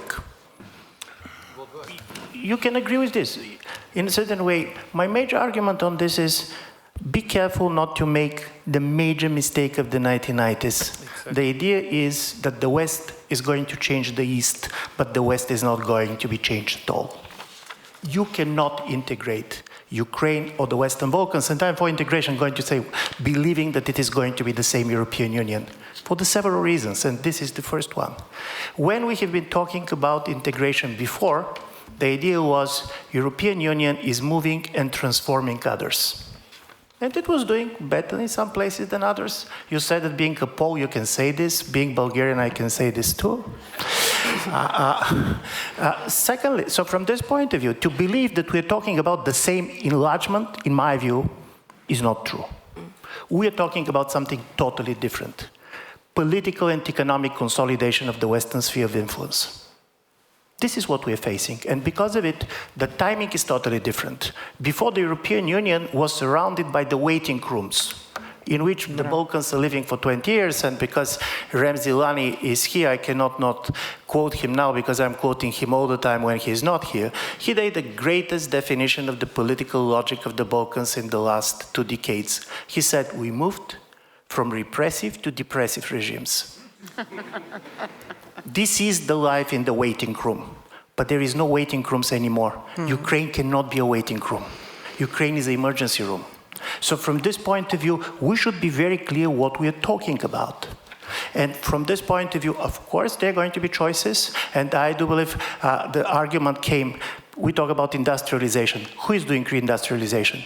The decision of the German government to make a major subsidies for the battery factory is a great national policy, but now the reindustrialization is on the level of the national governments, much more simply the European policies. I'm saying this and I want to end up on this. The major mistake that we can make is to believe that simply this is a European moment. This is a European moment and nationalist moment at the same time. Thank you so much. Thank you. Jan-Werner Müller, then Guntram Wolf, then Lane Scheppele. Please be short so we let the audience ask. I was slightly, triggered by Katarzyna's mention of liberal elites. And I just have a very small quasi-methodological footnote. Looking back now on at least 7 years of sometimes very ostentatious liberal self-criticism. So every second article in the New York Times is about, we went to this small diner in Ohio and talked about real people and what they really care about and so on. I just want to remind us that sometimes this criticism, as ostentatious as it is, rests on the assumption that it's all about what liberal elites do or don't do. And maybe that's a mistake. The far right is going to mobilize and polarize and incite hatred no matter what liberals do. It's not just always about these actors, which is not to say that one shouldn't learn from history, which is not to say one shouldn't be self-critical, but beware of this little piece of vanity that is sometimes hidden within the ostentatious self-criticism. Thank you so much. Guntram, Kim. Thank you. No, just a very quick point, since we discussed here the future of Russia. I mean, while I agree, of course, that the future of Russia is decided in Russia, external factors do matter. And the 2 main external factors that I think we need to be fully aware of is, of course, the war and the outcome of the war, which depends on the amount of weapon deliveries to Ukraine. And that's why it is so important to deliver weapons beyond the liberty of Ukraine. But the other major factor is of course China, and China does have an inherent interest in an illiberal regime remaining in the Kremlin, and it seems to me that this factor needs to be really considered very strongly. And just to say on the future of the EU, no, it will not be decided in Russia. I mean, because you mentioned that, I really genuinely believe it will be decided in Europe, but also we are subject to external factors, of course. But we have choices to make, and since it's the Time to Decide summit, I tend to agree here with Ivan that let's not underestimate the transformative effects of an enlargement process on the European Union. I mean, this is big. It's more than 40 million people that would join. That would be it would be a different European Union, and therefore I'm in the camp of those thinking, if we do it, we need to do it properly, and that means we have to also do some of the reforms, internal reforms, including on the common agricultural policy and many other issues. Thank you. Kim, Gerald, Milica, you need to fit in 3 minutes. First minute, Kim. Yeah, please. so really quickly. So one thing I hear as an American coming here, which is very different than the way Ukraine is talked about in the United States, is that the United States is firmly supporting Ukraine without talking about making it the 51st state. Now, part of that has to do with the image that we've been forwarding about Europe and the imagination that we have of Europe as now including Ukraine, which it certainly does. I might say there were moments in the last 30 years when it also included Russia. And so I guess what I want to get people to think about is what would it mean to integrate Ukraine into Europe? And what does that mean we're also doing with Russia? Obviously, in its present state, Russia cannot be dealt with as a civilized power, as we used to call them. And so I just want to look at the variable nature of Europe.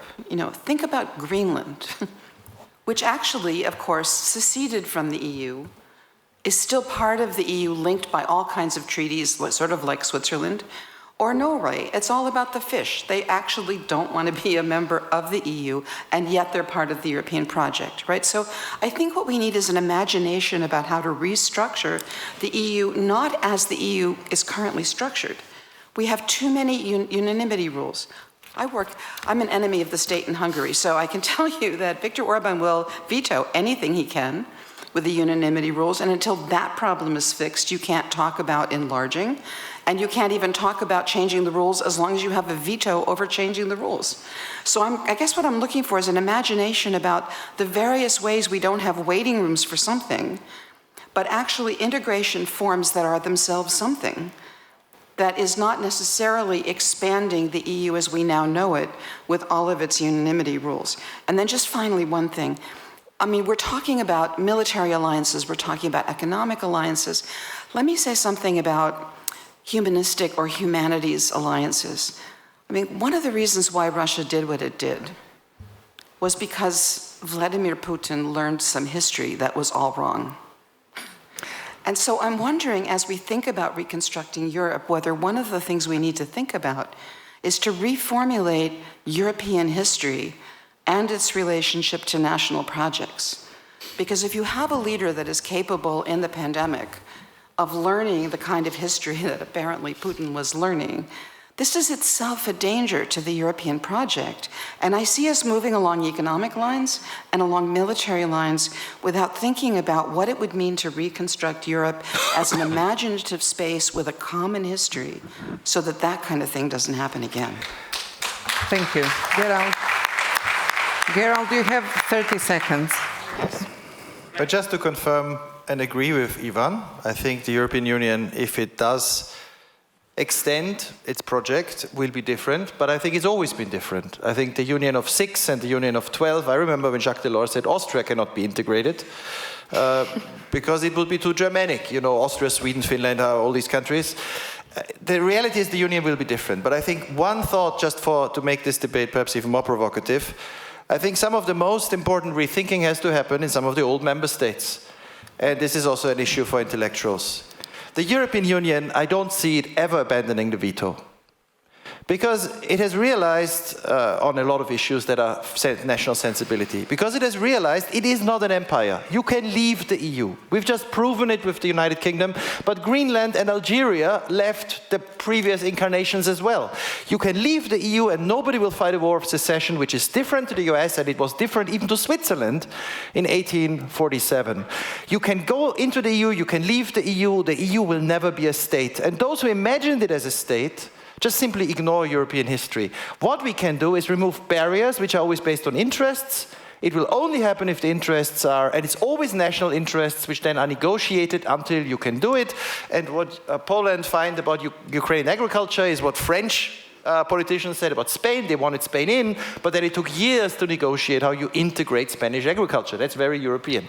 But the reality is we need to rethink Europe. And this teleological vision of a Europe that is somehow becoming a power, and I couldn't disagree more with Timothy Garton-Ash on this. He still has this British imperial background. It's a liberal empire, but it will be a power. It will play a role in the world. I don't see Hungarians, but not just Hungarians, Slovenes, Austrians, Irish, Dutch, ever wanting to have a European Union that is a power in the rest of the world, because it's not going to be a state. The Union, my last sentence, can't even send one policeman to Poland or Hungary to enforce its laws. It needs to use other instruments. That's why it survived the empires, because it is based on invitation and it's based on voluntary association. That's its strength, not its weakness. Lights, please. To the audience, lights, please. Can you turn the lights on? Thank you. Who has the microphone and who has the hand up in the air? If you don't have hands up in the air, you won't get questions. 3 questions. First hand, second row, please. I should never have given up my... Second row, here, second row. Hello. Thank you very much. Irene Giener, I'm a member of the board of the European Forum Alpbach and also a former diplomat in the Austrian Foreign Service. I have two questions. One thing that I was missing in the debate about the transatlantic relationship is some kind of stance on Europe's interest in that relationship. You know, we saw from various other speakers that the US have very clearly defined interests and that they don't necessarily dovetail with Europe's interests, but what actually are Europe's main interests. And the second point that I would be really fascinated to hear more about is this issue of growing nationalism, which I think is very correct in the analysis. When I was ambassador to China, I noticed a very strong positive nationalism in China. And I was really struck by the positiveness of it. Here we are very much afraid of a nationalism that is often captured by populism. But it doesn't have to be that. So how can we actually harness the positive force of nationalism for transformational change, which we badly need? Thank you. Okay, we have 2 more questions. Do we have 2 more hands? This gentleman here.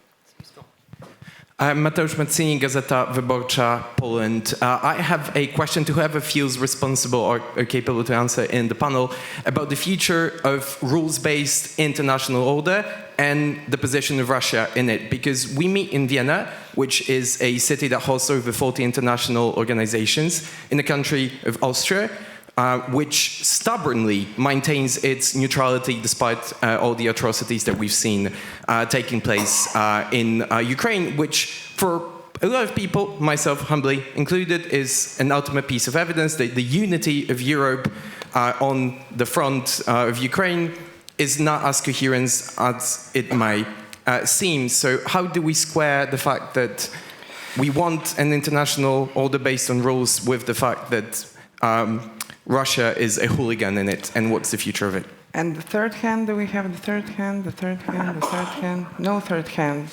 Third hand, please. Oksana Frostina, I'm Europe's Future Fellow, and I have a question for Ms. Dunlop. I understand that the challenge of climate change is dramatic. But I also got an impression that you have a list of things you can tolerate from Russia because Russia is so important. So my question, would you say the same that you say if Russia attacked, say, Sweden or Finland? Thank you. Okay, 3 questions for the end. Shall we go from the beginning? Europe interests in relationship with the US and growing nationalism. Who want to pick up on each? Okay. So I'd just like to answer the point about positive nationalism. I think this is a very good and important question. There is a very important difference between civic nationalism, which is a patriotic appreciation, articulation of your own nationality, and which goes along with multiple identities, where your national identity is not seen as exclusive. And the European Union, as I see it, as an Englishman who deeply regrets and fought against Brexit, is that the European Union saved European nationalisms. It saved it from their imperial legacy. And I agree with Gerald that it is not about the creation of a single new sort of power, but it is actually an area in which nations can live together, and the experience, especially of young people, of being able to be themselves in terms of their nationality, but also to be able to travel freely across a continent, so the continent is theirs. This is a model for us. And I think this also impinges on the question of Belarus and of Ukraine and of Russia. There's a very powerful Russian of self-feeling, of pride. And it has to be, and this is something I think I can say this as somebody from the United Kingdom, they have to learn to separate this from the desire for greatness, for imperialism. And we don't want a Europe which takes us back into, we must be a great world power. Thank you so much. Janka, you want to answer which one? I would like to take a step at the first one in Europe's interest in the transatlantic relationship because the China factor in it looms so incredibly large. I would like to just throw a thought towards all of you and say, well, the last 4 years have been a time of indecisiveness of the Europeans. We didn't want to be fully on board with this United States, with the US-China agenda as well, because, I mean, there could be a Trump next, and we're kind of not sure what this is going to be and whether we actually share the interest. If you look at the hard facts in terms of our analysis of how much we agree on the analysis of the challenges that China poses, this sort of kind of immediately you say, well, we should work together on this because actually it enhances our options massively. But we didn't do that for 4 years. My big question to all of you is, what are we going to do if Biden wins? Because we cannot do this for another 4 years and say, we'll be scared again. You may have a Republican administration then in 4 years. We will have to deliver something. When the Biden administration came into office, they came to Europe and said, so what's your plan on China? What can we do together? We had nothing that we could put on the table. We better have something this time around in case it happens. And actually, all of these matters would actually be a good thing to be prepared for, even if there is a Republican administration, because it's sort of the same things that we need to get ready for. And I would just like to throw that out because I think we're sort of stuck sometimes in our own indecisiveness on all of these questions because we wait for someone else to make a move. And I think it's really time to act in this regard. Thank you so much. I will give the answer to Kirsten, and then I'll leave the last question of Europe, future of international rule-based order and Russia's role in it in Soli Özel's final wrap-up. So please, Kirsten. Thank you very much. So in direct answer, I don't condone anything from Russia. And in fact, I think the point about living up to our own principled-based approach to peace and to the rule of order is absolutely essential. What I am asking us to reflect upon is some of the learnings that we have from our own history. If you think about what happened in the wake of the First World War, we set up a set of decisions that led fairly directly to the Second World War. Mm-hmm. And we really need to think about how do we come at a problem which is way more complex than simply deciding good and bad, evil and light. We are a species that is facing an existential threat collectively. And that means we need somehow to find a way for our institutions to begin to help us to think collectively of a planet, not of countries, not of political blocs. We need our institutions that are political and that are nationalistic and that have a deep sense of grounding in earth, in territory and identity and culture to begin to expand to a notion of an imaginative space of survival collectively. And my concern is a lot of our debates are becoming very thin and black and white around the idea of who is right and who is wrong.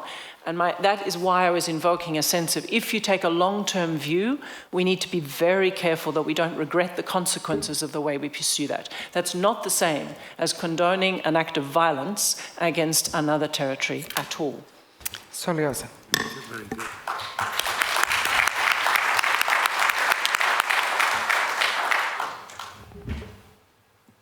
Gerald is always fashionable, and he has lived to his fashionableness by expanding the borders of Europe.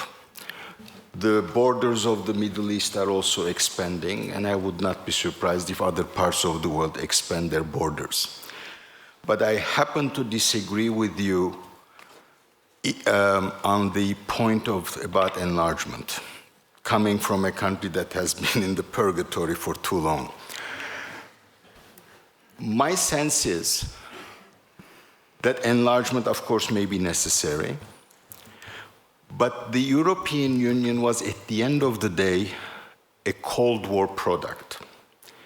And in the post-Cold War period, in my judgment, it failed to change the rules of its enlargement, and part of that is the price that they paid in actually what Ivan has written about and he just talked about. So when times have changed so drastically, when the world economy, the geopolitical realities and stuff are so different, you cannot actually stick to something that has worked 40 years ago and try to apply it to today's realities. Unless that is being rethought, I think neither enlargement is going to really happen, nor will it actually stop resentments. Secondly, you know, Churchill quipped that the Balkans produce more history than they can consume. And my hearing of what has been discussed here today is that Europe may be liable to do the same. And the challenge, it seems, whether or not it can actually prevent itself from going back to that production of history that is more than what it can consume. Another quip, remember Henry Kissinger, whether he said it or not doesn't really matter, that if he wanted to call Europe who he would call. So Mr. Wolf, I think that's what Jake Sullivan was actually intending to do when he only invoked von der Leyen's name for two reasons. On the one hand, I suppose because she is a German, and secondly, because this is the invitation by the United States to Europe. Whether or not Europe will be able to do that is one of Europe's, in my judgment, challenges. Then, on Ivan's point about Europe's exceptionalism was destroyed with this war, it's interesting. Actually, everybody wants to live in Europe because this is the last remaining space where you can actually live freely, okay? At least in the European Union, all right? On the other hand, Europe also has a baggage of history which makes everyone resent it. And now we're moving to a world which I personally call, will be a world of asymmetrical multipolarity. So we can talk all we want about what the Africans and the Asians and others are trying to do, but the question to ask is, when Brazil speaks, when South Africa speaks, and they want a bigger share in the distribution of world power, how long can they sustain that position, balancing China against the US, or I don't know, balancing Africa to whomever, doesn't really get them the capacity to be influential. And one of the things, you know, again, going back to Gramsci, is that the old rulers of the world no longer have the power to impose their will, but the rising powers, and by the way, that includes, at least for the moment, China, do not yet have the capacity to offer us an order and its rules we can all actually live by. And as what Ms. Dunlop said, to deal with global issues as well. And in that sense, last word, in that sense, Europe's collective history, memory, and capacities ought to be able to the world, ought to be able to offer to the world something that is very constructive. Whether or not that agency is there in these changing circumstances, to that I do not really have an answer. But if indeed this is the European moment simultaneously with a moment of nationalism, it's going to be very difficult to square the circle. And on democracy, resilience in geopolitical times of weaponization of values, we'll talk after the coffee break. Please give a round of applause for our panel.